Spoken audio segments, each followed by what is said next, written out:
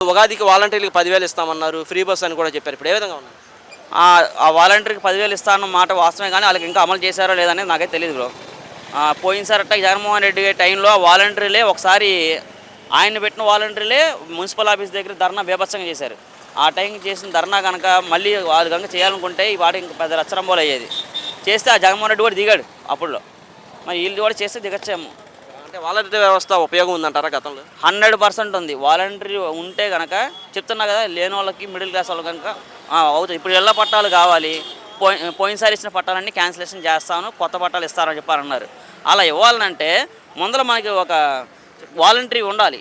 Voluntary ఉంటే గనక మనకు విధానాలు చెప్తారు బ్రో. దానికి ఏమేం కావాలి ఏంటి చూసుకుంటారు కదా. పోయినసారి క్యాన్సిలేషన్ చేసిన పట్టా కానీ తీసుకొని మళ్ళీ కొత్తగా అప్లికేషన్స్ ఇవ్వడం అనేది ఈ గవర్నమెంట్లో జరుగుతుంది కదా, వాలంటరీ వ్యవస్థ ఉంటే. ఇప్పుడు మన సచివాలయంకి వెళ్తాం, అందులో ఒక అడ్మిన్ ఉంటారు. మీరు అక్కడ ఉంటున్నారండి, వాళ్ళు వచ్చి రారుగా. వాళ్ళ పెన్షన్లకే 4-5 రోజులు తిరుగుతారు. తర్వాత మళ్ళీ గవర్నమెంట్ సమస్య పనులు ఏవో ఉంటాయి వాళ్ళకి. వాళ్ళు మన ఒక్కళ్ళ కార్డు మీద పని చేయరు వాళ్ళు. మనలాంటి వాళ్ళు ఎంతోమంది ఉన్నారు. అందరికీ పని చేయాలంటే కంపల్సరీగా వాలంటీర్ ఉంటేనే బాగుంటుందని నా అభిప్రాయం. జగన్మోహన్ రెడ్డి గారు పథకాలు ఇచ్చి సోమరిపోతులను చేశాడు అంటున్నారు. మరి వీళ్ళు అంతకంటే ఎక్కువ ఇచ్చారని వాళ్ళు చెప్తున్నారు. మరి ఇద్దరు కంపేర్ అంటే ఇచ్చారు అనే మాటల్లో ఉంది తప్ప ఇచ్చినట్టు కనిపించలేదు. ప్రజలు అదే అనుకుంటున్నారు. ఎందుకంటే చెప్తున్నా కదా, ఇప్పుడు వాళ్ళు ఇచ్చిన దానిలో ఆడవాళ్ళకి 2,000 చిల్లర అని చెప్తున్నారు కదా, ప్రతి నెల చేస్తానని. అది కూడా ఎంతవరకు అమలు పరచలేదు. దాని విధానాలు కూడా పలానా టైం నుంచి ఇస్తాము, దానికి ఈ అప్లికేషన్ మీరు అయితే వాలంటీర్కి వెళ్ళి సచివాలయంకి వెళ్ళి పెట్టుకోండి అన్న మాటలు కూడా లేవు ఎక్కడ.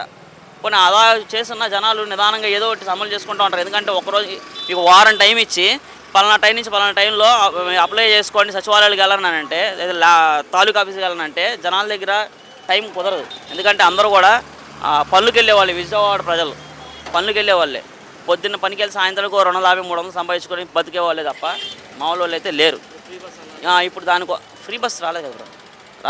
ఎంతో ప్రకటించారు కానీ ఉగాదిని చేస్తున్నారు, ఏది అమలు లేదు కదా. లేడీస్ అందరూ ఎదురు చూస్తున్నారు.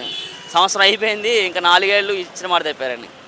అంతే కదా. పవన్ కళ్యాణ్ కూడా నేను ఊరుకోరన్నాడు, ఆయన సైలెంట్గా ఉన్నాడు. మరి పవన్ కళ్యాణ్ ఆ రోజు గెలిపించండి, నేను దగ్గరుండి అన్నీ చేస్తానన్నారు. మరి ఈరోజు ఎక్కడున్నారు ఆయన? అదే ఇప్పుడు మా పవర్ స్టార్ అని చెప్పి మేము సపోర్ట్గానే వేసాము. కానీ ఆయన అన్నదానికి చేసిన దానికి సంబంధం లేకుండా ఉంది. అయితే ఆయన పనిలో అంటే ఆయన శాఖలో ఆయన మాత్రం నిమగ్నమై ఉన్నాడు. ఆయన బాగా చేసుకుంటున్నాడు. మిగతా అన్నీ పట్టించుకోవడం వాళ్ళ కూడా కాదు కదా. అది ఒకసారి రన్నింగ్లో దిగితే ఎవరికైనా అర్థమవుతుంది. మరి పరిపాలన ఈ విధంగా ఉంటే ప్రజలు ఏం చేస్తారు రాబోయే రోజు?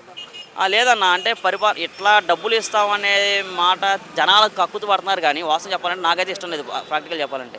ఎందుకంటే సోమరబోతులు కాదు. మనం ఇదివరకు మన తల్లిదండ్రులు మనం ఫ్రీ చదివించుకోలేదా? గవర్నమెంట్ స్కూల్లోనో ప్రైవేట్ స్కూల్లోనో వాళ్ళ ఓపిక దగ్గరికి చదివించుకున్నారు. ఇప్పుడు కక్కుతు పడుతున్నారు డబ్బుల కోసం. ఎందుకు కక్కుతు పడడం? 50 రూపాయల దగ్గర డబ్బులు లేకపోతే గవర్నమెంట్ స్కూల్ చదివించుకోండి. ఎందుకు? నాకేం కెపాసిటీ లేదు, నేను గవర్నమెంట్ స్కూల్లో వేస్తాను పిల్లల్ని. మరి ఇప్పుడు అమరావతి అన్నారు, రాజధాని 20 లక్షల ఉద్యోగాలు అన్నారు, ఏమీ ఇవ్వలేదని కూడా చెప్తున్నారు. మరి 10 నెలలు అవుతుంది కదా. లేదు బ్రో, యాక్చువల్గా అయితే అమరావతి జగన్మోహన్ రెడ్డి కొంచెం నెగ్లెక్ట్ చేశాడు.